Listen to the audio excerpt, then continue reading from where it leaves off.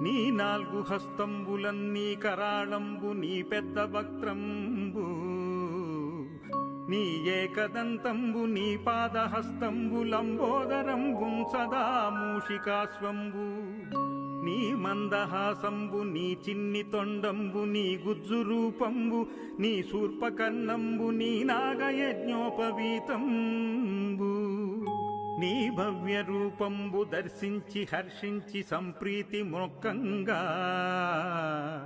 శ్రీగంధమున్ గుంకమంబక్షతల్లాజలున్ చంపకంబుల్ తగన్